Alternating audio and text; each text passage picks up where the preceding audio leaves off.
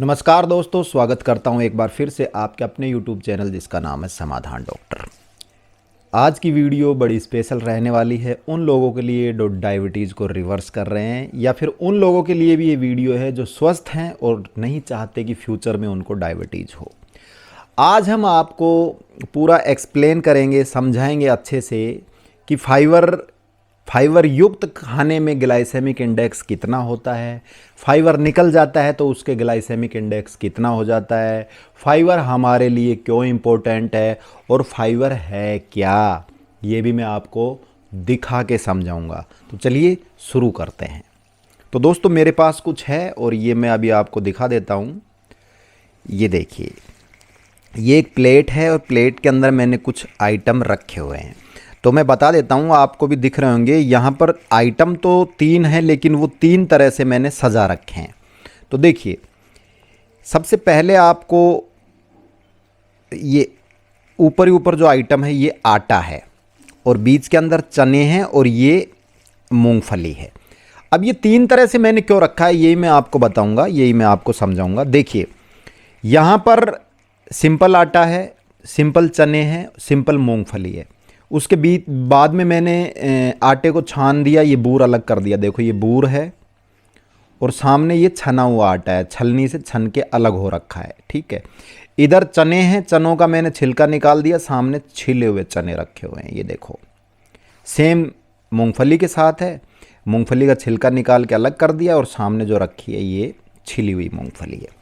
तो इसी में मैं आपको सारी चीज़ समझाऊंगा दोस्तों। ये बहुत इंपॉर्टेंट है स्वस्थ जो इंसान है उसके लिए भी और जो डायबिटीज़ रिवर्स कर रहा है उसके लिए भी। तो देखिए, हम आटा पिसवा के ऐसा लाते हैं, 90% घरों के अंदर आटे को छान लिया जाता है, बूर अलग कर दिया जाता है और छना हुआ आटा जो ये सामने है इसकी हम रोटियां बना के खाते हैं।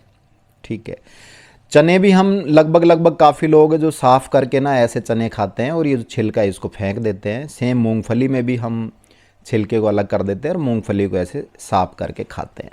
तो देखिए, ये जो चने इधर रखे हैं, आटा, चना, मूंगफली, इसका जो ग्लाइसेमिक इंडेक्स अलग होगा और जो ये छना हुआ है इसका अलग होगा।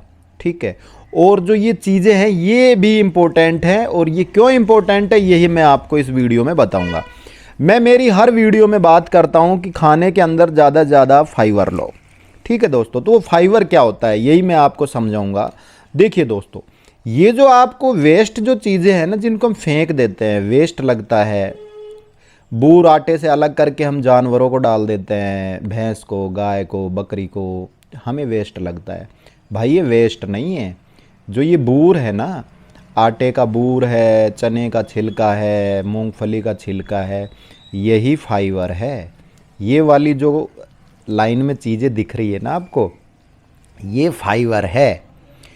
चीज़ें भगवान ने हमें फाइबर के साथ दी है, लेकिन हम उनका फाइबर अलग करके ना इस फॉर्म में खाते हैं, बिल्कुल फाइबर अलग करके यहाँ हम खा लेते हैं। तो भाई ये जो हम फेंकते हैं ना यही हमारे लिए इम्पोर्टेंट है, फाइबर। इसी वीडियो में मैं आपको बताऊंगा फाइबर हमारे लिए इम्पोर्टेंट क्यों है। देखिए, इसका ग्लाइसेम, अब मैं एक एग्जांपल ले लेता हूँ। मान लो इन सबका एक ग्लाइसेमिक इंडेक्स 70 है। ठीक है, वैसे अलग अलग होता है लेकिन मैं आपको उदाहरण दे रहा हूँ क्योंकि उसमें मुझे समझाने में आसानी होगी और आपको समझने में आसानी होगी। मान लो इनका ये जो आइटम है बिना छने, बिना साबुत छिलके के, इन सबका ग्लाइसेमिक इंडेक्स 70 है। ठीक है, ग्लाइसेमिक इंडेक्स में कार्बोहाइड्रेट की जो मात्रा है वो 70 है, 70 ग्राम पर 100 ग्राम में। ये क्वांटिटी 100 ग्राम से निकलती है, 100 ग्राम में 70 ग्राम की क्वांटिटी आ रही है। मान लो इसमें 70 ग्राम कार्बोहाइड्रेट आटे में है, 70 ग्राम इसमें है और 70 ग्राम इसमें है।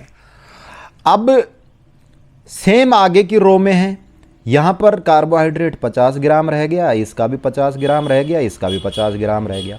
तो भाई 20 ग्राम गया कहाँ, 20 ग्राम यहाँ रह गया। ठीक है, छिलने के बाद में जो 20 ग्राम है वो यहाँ रह गया।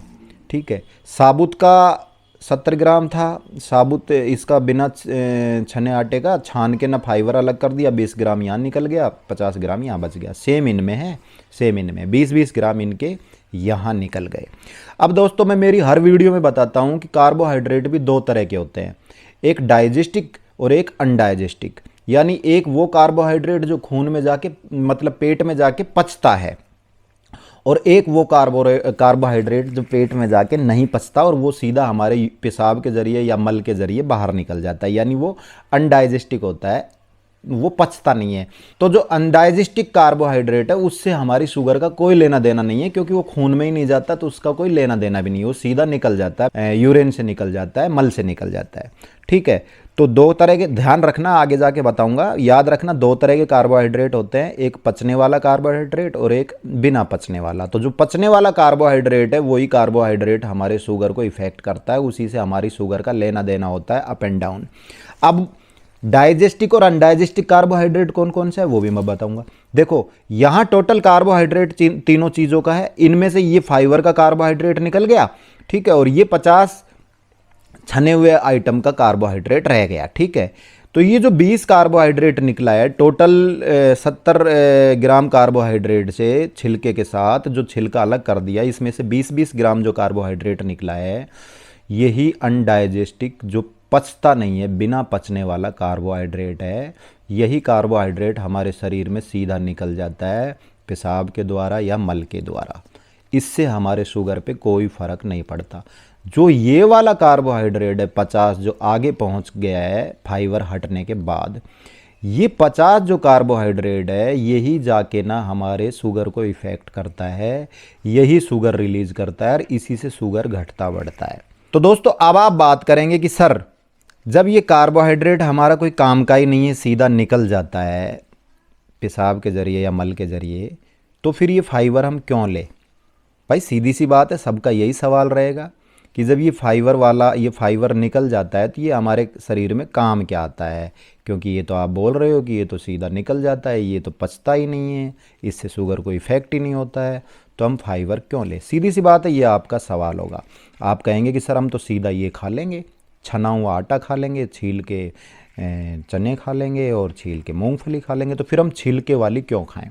तो देखिए दोस्तों, ईश्वर ने जो हमें चीज़ें दी हैं ना, वो कुछ ना कुछ सोच समझ के दिए, सटीक दिए, मतलब उसके पैरामीटर सटीक होते हैं। तो ये भगवान ने अगर हमें इस फॉर्म में ये चीज़ें दी हैं ना, तो कुछ ना कुछ सोच के दी है।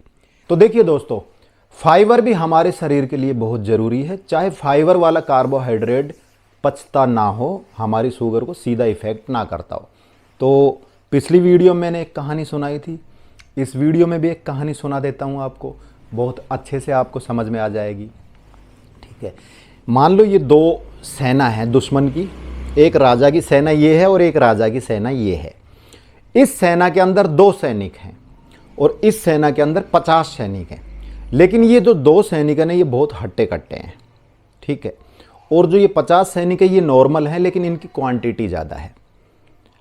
अब ये 50 सैनिक एक साथ इन 2 सैनिकों के ऊपर टूट पड़े। अब ये 2 सैनिक हट्टे कट्टे हैं, लेकिन ये इनको कंट्रोल करने में असमर्थ हैं। ठीक है, एक दो को मार पाएंगे और आखिर में थक जाएंगे और ये सेना जीत जाएगी। एक तो कहानी हो गई ये। दूसरी कहानी भी सेम, इसी को आगे हम लेके चलते हैं। ये 2 सेना है, ये 2 सैनिक हट्टे कट्टे, ये 50 हैं, लेकिन इस बार फर्क सिर्फ इतना है कि इन 50 सैनिकों के ऊपर 3-4 सेनापति आके बैठ गए। अब वो सेनापति आके बैठ गए तो उन्होंने क्या किया, इनको कंट्रोल किया और फिर ऑर्डर दिया कि 2-2 जाओ। अब ये 2 आ रहे हैं तो इनको बड़ी आसानी है उन दोनों को मारने में, दोनों को मार दिया, फिर 2 छोड़े, फिर उन दोनों को मार दिया। ऐसे 2-2 3-3 करके सेनापति इनको रिलीज कर रहे हैं। 50 के 50 आए, लेकिन वो 2-2 3-3 करके आए और ये आराम से जीत गए। तो दोस्तों इसको ऐसे समझ सकते हैं कि मैं हर वीडियो में बोलता हूं कि खाने के अंदर एक जो आप अगर डायबिटीज़ रिवर्स कर रहे हैं तो थाली के अंदर सारी चीज़ होनी चाहिए, सलाद भी होना चाहिए, रोटी पे घी भी लगा होना चाहिए, प्रोटीन भी होना चाहिए। तो जब आप सारी चीज़ें खाओगे ना तो आपके शरीर के अंदर सारी चीज़ें जाएगी, जिसमें कार्बोहाइड्रेट भी जाएगा, प्रोटीन भी जाएगा, फैट भी जाएगा और फाइबर भी जाएगा। जब ये सारी चीज़ें जाएगी ना तो जो अकेला कार्बोहाइड्रेट है उसके ऊपर सेनापति खड़े हो जाएंगे। ये फैट, ये प्रोटीन, ये कार्बोहाइड्रेट, 3 सेनापति खड़े हो गए और जो ये सेना है इसको कंट्रोल कर लिया। ये कार्बोहाइड्रेट है, शुगर है, इसको कंट्रोल कर लिया इन तीनों ने। और सामने जो ये हैं 2 सेना, ये मान लो इंसुलिन है।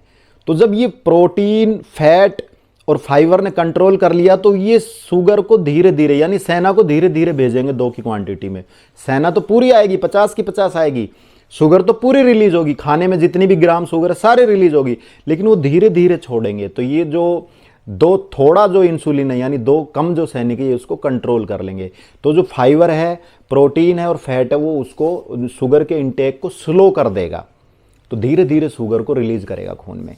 और दूसरे केस में आप न प्रोटीन खा रहे हो, न फाइबर खा रहे हो, न फैट खा रहे हो, तो फिर अकेला कार्बोहाइड्रेट खा रहे हो और बहुत ज़्यादा कार्बोहाइड्रेट खा रहे हो, यानी कि आपके पास सेना है पूरी पूरी कार्बोहाइड्रेट है, उसके आगे सेनापति नहीं है, ठीक है। और आगे इंसुलिन है ये 2 इंसुलिन है। अब आपने केवल कार्बोहाइड्रेट खाया तो आपके खून में बूम करके शुगर बढ़ जाएगी। क्यों? उसका इंटेक बहुत तेज होगा, उसको कंट्रोल करने के लिए फैट वैट और ये कुछ भी नहीं है, प्रोटीन भी नहीं है, फाइबर भी नहीं है, तो बूम से बढ़ गया, यानी कि वो सेना एक साथ अटैक कर गया आपके 2 सैनिकों के ऊपर, यानी वो शुगर एक साथ आ गई आपके दोनों के दोनों इंसुलिन के पास। तो अब ये इंसुलिन कम है, सेना एक साथ आ गई, तो इंसुलिन क्या भसोट हो जाएगा, वो सही से काम नहीं कर पाएगा। इसलिए जो ये फाइबर है ना, ये पचे चाहे नहीं पचे, लेकिन शरीर के लिए बहुत इंपॉर्टेंट है। इसीलिए मैं हर वीडियो में ये बोलता हूं कि जो लोग शुगर रिवर्स कर रहे हैं ना, उनको खाने की थाली सजानी चाहिए, उसके अंदर सबसे ज़्यादा फाइबर होना चाहिए, यानी कि सलाद होनी चाहिए, प्रोटीन होना चाहिए, फैट होना चाहिए, घी खाना चाहिए, ठीक है, ताकि अंदर जाके जो शुगर कार्बोहाइड्रेट का जो इनटेक है ना, वो स्लो हो जाए, स्लो रिलीज हो खून के अंदर, ठीक है। अब फाइबर का एक काम और है, वो भी बड़ा इंपॉर्टेंट काम है, वो मैं बताता हूँ। जब पेट के अंदर खाना पच जाता है ना, तो आंतों में आ जाता है, और वो फाइबर भी साथ साथ आंतों में आ जाता है। दोस्तों, खाना आंतों से चिपकता है, लेकिन वो फाइबर उस चिपकने वाले खाने को छुटा के साफ करता है, आंतों को क्लीन करता है।